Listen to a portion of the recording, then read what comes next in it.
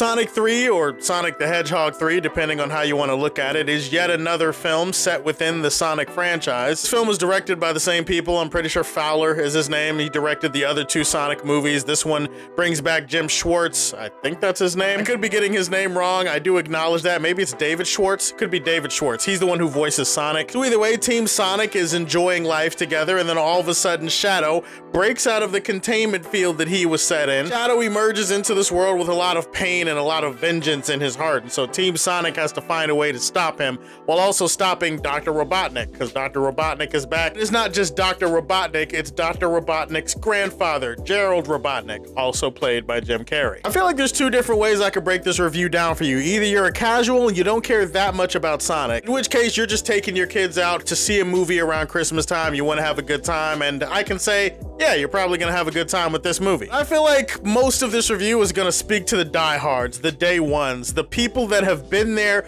with Sonic from the very beginning. I'm a huge Sonic fan. I have always been a huge Sonic fan. I have played the game. I remember Shadow the Hedgehog, and I remember Sonic Adventure 2. I remember all of those classic games growing up. I've been invested in Sonic and his world and all of these characters from day one. So this review is gonna hit different for people like me. Because as a Sonic fan, I don't know how you walk out of this movie and not get everything that you expected, everything that you hoped and waited for, plus more. Voice work is great all around once again. Obviously, David Schwartz, I hope I'm not getting his name wrong. I do apologize if I am. He just perfectly captures how much of an energetic bro Sonic is. He's the blue blur, he's the fastest one in the universe, but he's still reckless, he's still a kid, and his voice perfectly captures all of that. Keanu voicing Shadow is exactly the way that you expect Keanu to voice Shadow. This is a character with a lot of tragedy and a lot of pain, especially if you know the backstory, which they do focus on in this movie. Keanu just kind of emphasizing his lines with a little bit more darkness, a little bit more anger, a little bit more gruffiness. I feel like that's perfectly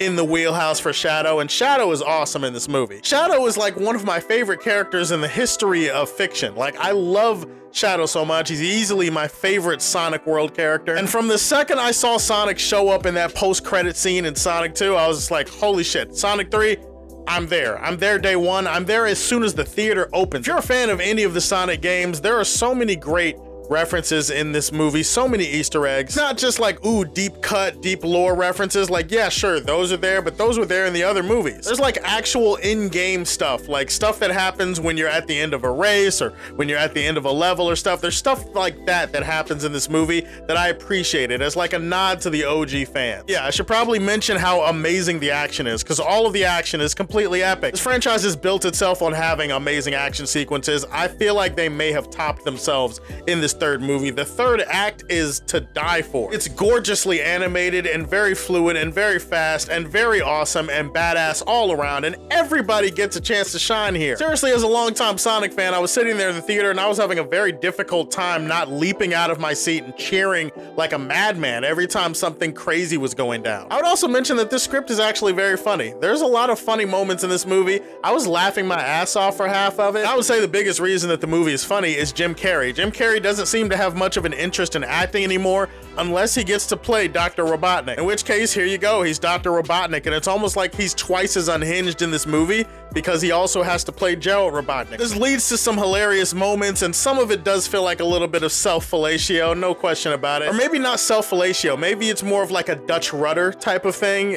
You have to be a deep cut movie lore expert to know what the fuck I'm talking about when I say a Dutch rudder. I want to see him play this character forever. I don't know if it's possible. I don't know if he wants to do it, but I'm very happy every time he shows up on screen in his ridiculous mustache. If there is one thing to single out about this movie, is the fact that there are not a lot of human characters in it. Christian Ritter's fine ass shows up for a few minutes here. Obviously, the human characters, you know, Tom, he shows up from the other movies, but they don't actually do anything until the script calls for them to do something. In my opinion, the other two movies got dragged down by some stupid human plot lines. That's not the case here. The humans, they feel like an accessory to the story, not a hindrance. I will say the movie does get a little bit overly silly at times. Like, even for somebody that was enjoying most of the humor in the movie, there's a lot of self-referential humor, a lot of fourth wall breaking in the movie, a lot of puns, a shit ton of puns. It's more punny than it's ever been before. Especially in the Robotnik scenes, you can tell that Jim Carrey just kind of wanted to go there, and he just went there with it, and it works half the time, time. The other half of the time, I definitely felt like the movie was dangerously getting close to being a parody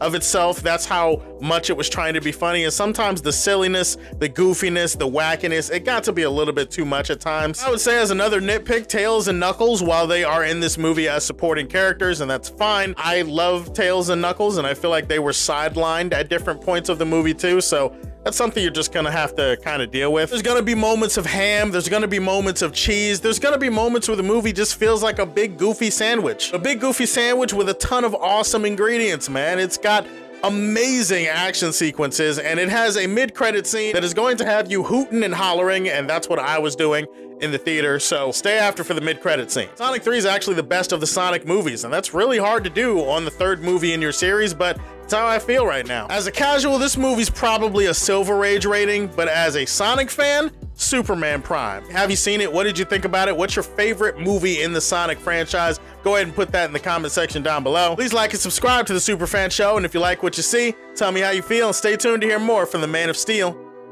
Peace.